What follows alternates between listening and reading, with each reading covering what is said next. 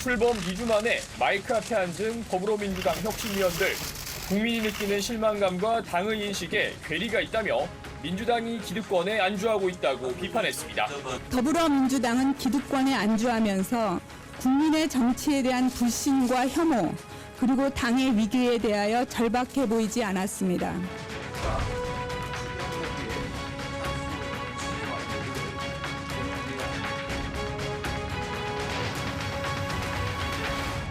혁신위가 첫 그 단추를 좀 잘못 끼운 점이 있다고 생각합니다. 검찰 수사가 너무 편향적이고 이런 상황에서 이것을 놓는 것이 시기적으로 옳은 것이냐라는 심각한 문제 제기가 있는 것 같아요. 그래서 그 많은 논란 끝에 아마 보류가 된 것 같은데 이건 좀 두고 볼 문제인 것 같습니다. 예, 지금 현재 이 민주당의 양면성이 지난주 어총에서 명백하게 드러나 버렸어요. 보수 정당인 국민의힘은 국회에서 불체포 특권을 포기해가지고 지금 현재 검찰에서 구속영장이 국회로 청구되는 부분을 전부 다 동의를 해줬습니다.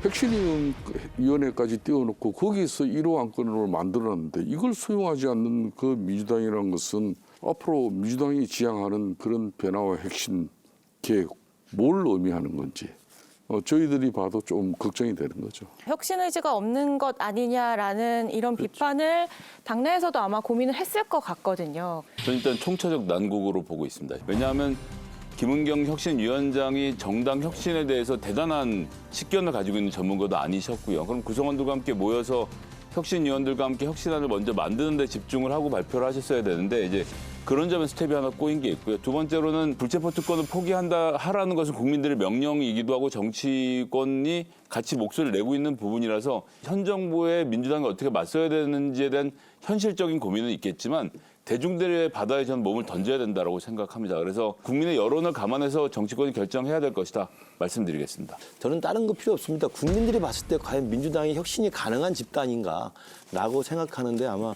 큰 기준이 될 거라고 보고요. 가장 큰 원인은 이재명 대표가 혁신위에다가 권한을 사실상 전권을 주지 않았어요. 그러니까 의안을 만들면 이게 다시 의총에 가야 되고 다시 최고위에 가야 되고 이렇게 되는 거죠. 그러면 최고위는 최고위대로 나름대로 자기들도 이재명 대표의 친명 지도부가 구성돼 있기 때문에 혁신을 바라지 않을 가능성이 많고 의원총회 가면 또 의원총회에서 이렇게 거부가 되지 않습니까?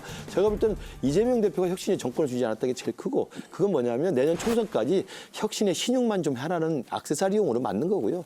아까 말씀하신 그 민주당의 총체적 난국, 혁신 의지의 실종 뭐 이런 것에 대한 가장 상징적인 사건이었다고 생각합니다. 이재명 대표가 의원총회에서 찬반 논쟁인 중에 사실 침묵을 지키고 빨리 자리를 떴다고 해요. 이 대표가 좀 리더십을 발휘하지 않은 이유, 혁신위에 힘을 실어주지 않은 이유는 뭐라 보세요?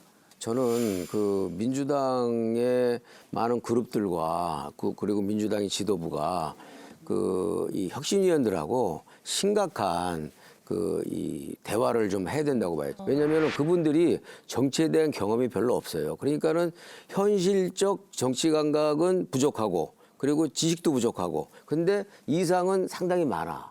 근데 그 이상이 현실과 너무 괴리가 많아요. 그러니까 요 공백을 메꿔주는 역할을 지도부와 민주당 중진 의원들이 좀 해줘야 돼요. 근데 이거를 혁신을 구성해놓고 알아서 하라는 식으로 내버려 놔두면 지금과 같은 현상이 계속될 수밖에 없다고 생각하거든요. 저 이재명 대표가 그 자리에 있었음에도 불구하고 저렇게 사실 용두사미로 끝났다는 것은 총체적 난국이라고 봐야 되고요. 아니면 그냥 무늬만 혁신해라. 라는 게 이재명 대표의 본심일 수 있다고 봐요. 그럼 남은 2달 동안 동력 못 찾는다? 못 찾죠. 이거 어떻게 하겠습니까? 일안부터 안 되는데 뭘 어떻게 혁신위원회가 혁신할 수 있겠습니까? 예전 21일에 혁신위가 새롭게 전열을 정비해서 내놓는 혁신안들을 지켜보고 거기에 대해서 당과 의원들이 어떻게 반응하는지를 보는 것이 먼저라고 생각합니다.